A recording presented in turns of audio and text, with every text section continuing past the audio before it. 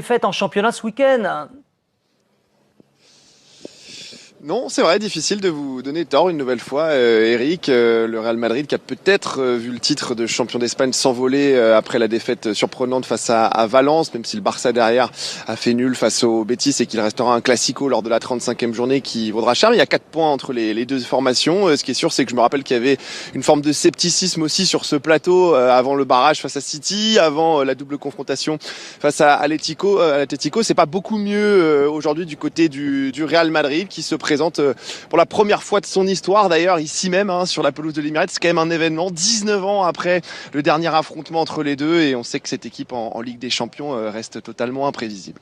On va rester un petit peu sur cette image de l'entraînement du Real parce que c'est quand même plutôt sympa. C'est agréable. Louis est toujours très taquin, vous savez, quand il sent qu'il y a un sentiment de défiance vis-à-vis du Real. Oui, mais alors là, pour le coup, je ne sais pas qui il vise ou non, mais moi, je m'ai douté de la qualification du Real contre City, parce que je crois que même au terme du match aller, moi, je trouvais qu'ils avaient été largement au-dessus. Donc après, oui, contre Atlético, c'était plus serré. Mais bon, le Real Madrid, moi, je pense que le Real Madrid, à un moment donné, va prendre un mur, parce que la saison avance, je les vois pas beaucoup progresser.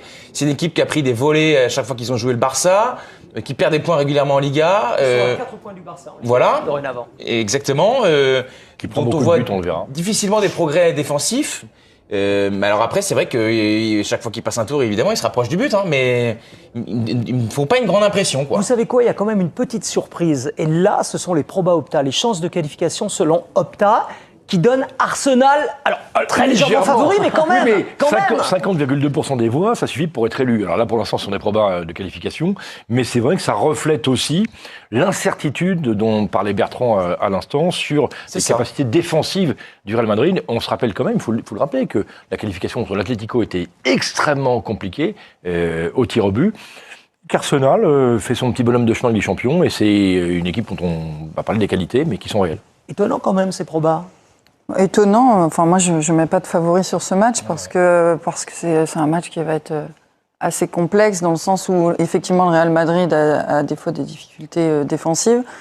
Mais Arsenal, je les ai vus jouer il n'y a pas très longtemps à Londres en Première Ligue. Ils avaient aussi eu des difficultés, donc je pense que donc c'est... 50-50. 50-50, ça correspond très bien avec...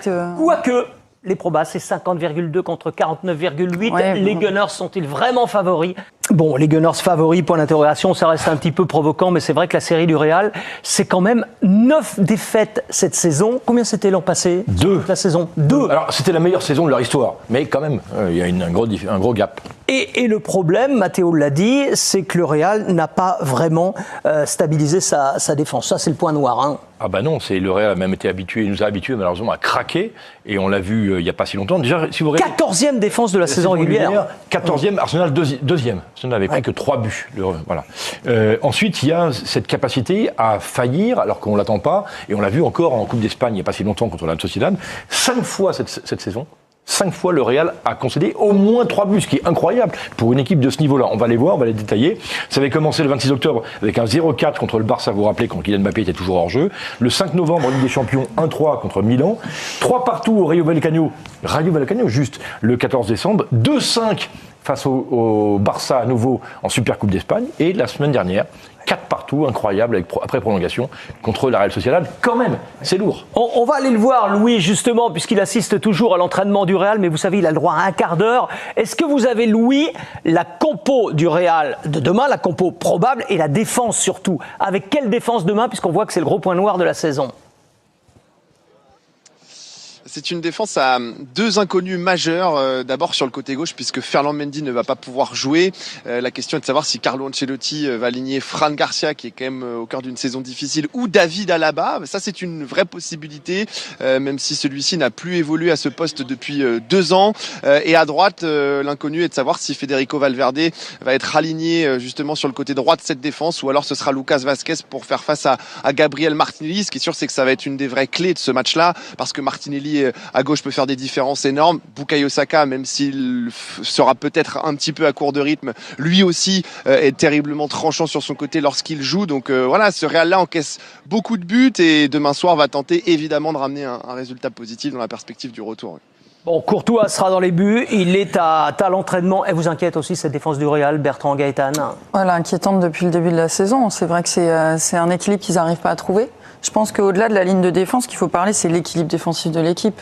C'est les efforts que toutes les lignes sont capables de faire et c'est ce qui fait un petit peu défaut. Est-ce que demain, la ligne d'attaque, la ligne de milieu sont capables de synchroniser leurs déplacements et de défendre ensemble? C'est surtout cette question-là qu'il faut répondre. En fait, ils ont perdu Toni Kroos, on sait qui a équilibré l'équipe, mais ils ont aussi perdu dès le début de saison Dani Carvajal, qui était leur capitaine, un peu l'âme de l'équipe, et son absence est incroyablement préjudiciable. Et ils ont un attaquant supplémentaire, en plus. Qui ne défend pas beaucoup.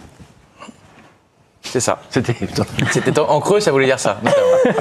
Non, mais c'est vrai. Enfin, ça fait partie de l'équilibre et je n'impute pas tout à Mbappé, évidemment. Mais l'arrivée d'un tel joueur, ça modifie les équilibres offensifs et défensifs également. Et quand à ça vous ajoutez les blessures, les méformes, ça peut faire beaucoup. Mais pour le moment, ils sont toujours en course à la fois pour la Liga, même si c'est loin d'être gagné, à la fois en Coupe et à la fois en Ligue des Champions. Donc pour un club en crise de résultats, ça va. Et en même temps, ils s'en tirent toujours. Exactement, c'est ça. Il y a la force, je ne sais pas si c'est du maillot, de le poids de l'histoire, du réchauffement d'arrêté. Parfois du VAR, enfin voilà. Sachant que le match retour est à domicile. En plus.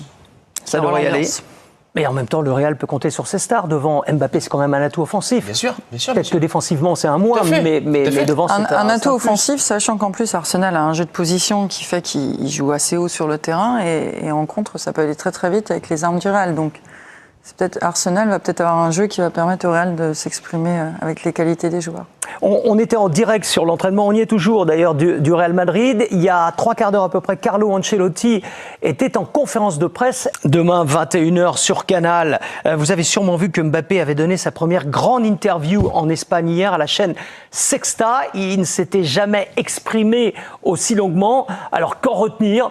La même petite phrase, un petit peu partout, que vous avez peut-être vu aujourd'hui. Ce ne fut pas une décision difficile de choisir entre le Real Madrid et l'argent. La seule chose que je voulais, c'était jouer ici au Bernabéu avec ce maillot, que le public crie mon nom, marquer des buts et être heureux. L'argent, c'est sûr que c'est important pour prendre soin de ma famille, mais pour moi, le plus important, c'est d'être heureux sur le terrain, dans ma vie. Et je savais qu'ici, au Real, je le serais. Je vous vois sourire, Geoffroy.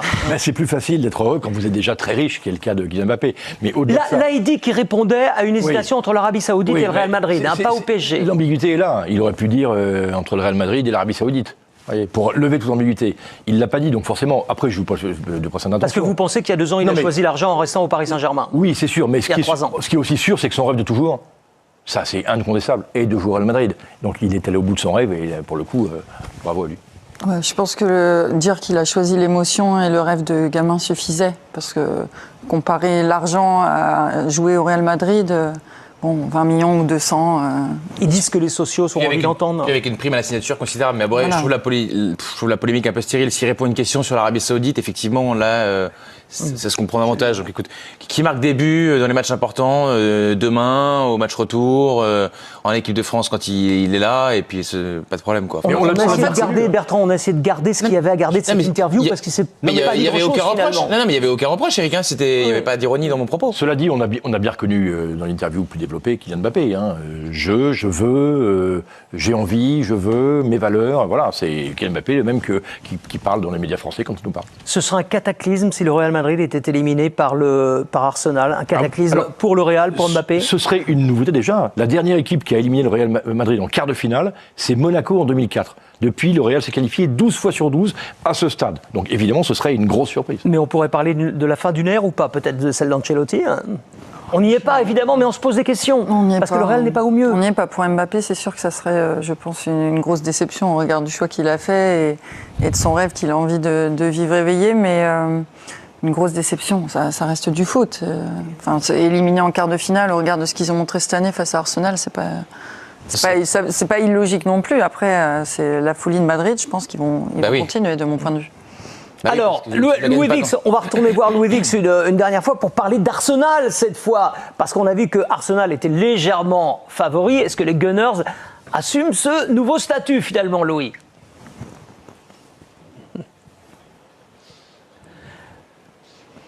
À aucun moment il n'a été question de ce statut de favori, quand bien même les statistiques donnent les Gunners légèrement devant le Real Madrid. En général en Ligue des Champions, quand on défie les merengues, ce sont plutôt eux qui endossent ce costume. Mais ce qui est sûr et ce que l'on ressent ici avec Oscar Bertrand depuis notre arrivée, et particulièrement à l'intérieur de cette enceinte de l'Emirates Stadium, c'est une vraie croyance quant aux forces des hommes de Mikel Arteta. Il y a aussi beaucoup de respect sur le travail mis en place par l'Espagnol, qui fait face probablement à l'un des plus beaux défis de sa carrière. C'est la première fois que le Real va jouer sur cette pelouse de l'Emirates. 19 ans après le dernier affrontement entre les deux clubs en 2006, à l'époque c'est encore à Highbury. Cela permet de mettre en perspective le temps qu'il a fallu à Arsenal pour retrouver ce niveau en Ligue des Champions, et quand bien même ce n'est probablement pas la meilleure version des Gunners ces dernières saisons, ils ont quand même tout sur le papier pour mener la vie dure à une équipe du Real qui encaisse par exemple énormément de buts. Mais c'est vrai que le Real a des problèmes et qu'Arsenal a des problèmes, puisque Arsenal retrouve Saka mais perd Gabriel, ce qui n'est pas rien derrière. Bah oui, c'est un des meilleurs joueurs de leur équipe, parce qu'une de leurs bases, même si on vante souvent le jeu d'Arteta, c'est quand même un peu leur imperméabilité avec la charnière qu'ils forment avec Saliba, qui est aussi un atout majeur offensivement, puisqu'il a marqué un nombre important de buts sur coup de pied arrêté, notamment sur corner. Donc c'est une absence qui est tout sauf neutre. Donc c'est vrai que moi je pense que Arsenal a de vraies raisons d'espérer. Pour autant, je n'irai pas jusqu'à dire qu'Arsenal est favori, parce que eux-mêmes ont des blessés. Ils ont pas beaucoup d'attaquants capables de faire les différences tout seuls. Il y a peu de joueurs offensivement qui ont des grandes références dans les grands matchs. À Madrid, vous avez Mbappé qu'on a, Bellingham qu'on a, Vinicius qu'on a, Rodrigo qu'on a. Tous ces joueurs-là ont déjà fait basculer des matchs, des quarts, des demi, parfois même des finales de Ligue des Champions. À Arsenal, c'est moins le cas, sans parler du club qui patine en Ligue des Champions depuis des années. Donc, en tout cas, moi, voilà, c'est 50-50 ou 55-45 selon comme on a envie de le voir. Mais on a joué, Bertrand, avec ce statut de favori parce que c'était 50,2 contre 49,8, voilà. Et on s'est dit, tiens, c'est quand même étonnant. Et je trouve. On verra ça demain. Vous dites qu'Arsenal est en mission Ligue des Champions? Oui, je le dis parce que d'abord on a vu le parcours d'Arsenal en saison régulière qui était très bon, hein, 3e avec la 2e meilleure défense, que Arsenal s'est résigné une fois de plus à ne pas être champion d'Angleterre, et je pense que ça ils sont résignés depuis longtemps avec le parcours de Liverpool.